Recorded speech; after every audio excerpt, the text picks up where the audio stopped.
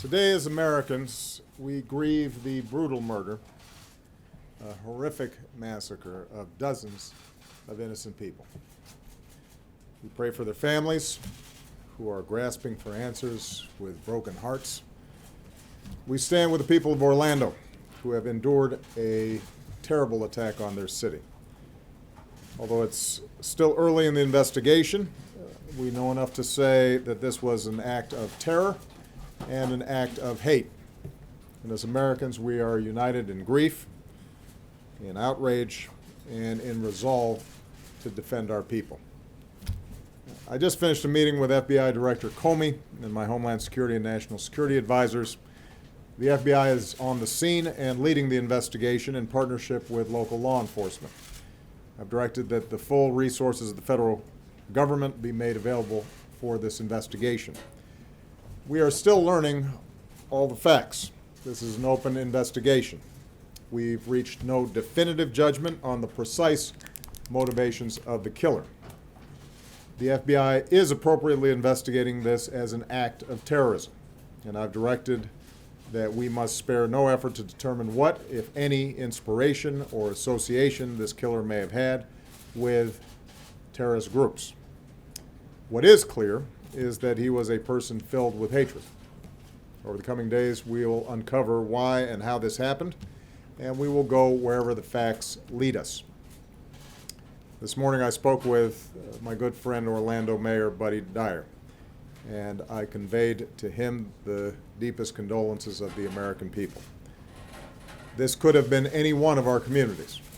So I told Mayor Dyer that whatever help he and the people of Orlando need, they are going to get it. As a country, we will be there for the people of Orlando today, tomorrow, and for all the days to come. We also express our profound gratitude to all the police and first responders who rushed to harm's way. Their courage and professionalism saved lives and kept the carnage from being even worse. It's the kind of sacrifice that our law enforcement professionals make every single day for all of us, and we can never thank them enough. This is an especially heartbreaking day for all of our friends, our fellow Americans who are lesbian, gay, bisexual, or transgender. The shooter targeted a nightclub where people came together to be with friends, to dance and to sing and to live. The place where they were attacked is more than a nightclub. It is a place of solidarity and empowerment where people have come together to raise awareness, to speak their minds, and to advocate for their civil rights. So this is a sobering reminder that attacks on any American, regardless of race, ethnicity, religion, or sexual orientation, is an attack on all of us and on the fundamental values of equality and dignity that define us as a country. And no act of hate or terror will ever change who we are or the values that make us Americans. Today marks the most deadly shooting in American history. The shooter was apparently armed with a handgun and a powerful assault rifle. This massacre is therefore a further reminder of how easy it is for someone to get their hands on a weapon that lets them shoot people in a school or in a house of worship or a movie theater or in a nightclub. And we have to decide if that's the kind of country we want to be. And to actively do nothing is a decision as well.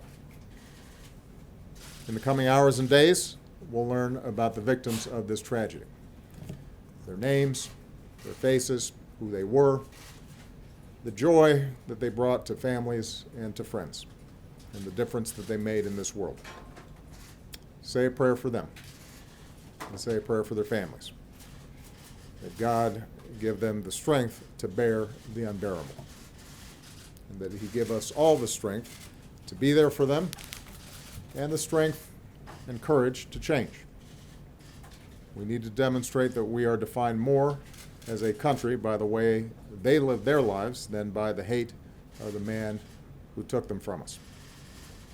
As we go together, we will draw inspiration from heroic and selfless acts. Friends who helped friends, took care of each other, and saved lives. In the face of hate, and violence, we will love one another. We will not give in to fear or turn against each other.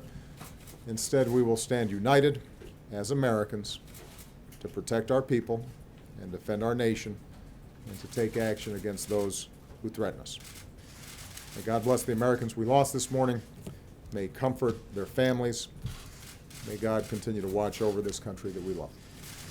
Thank you. Mr. President,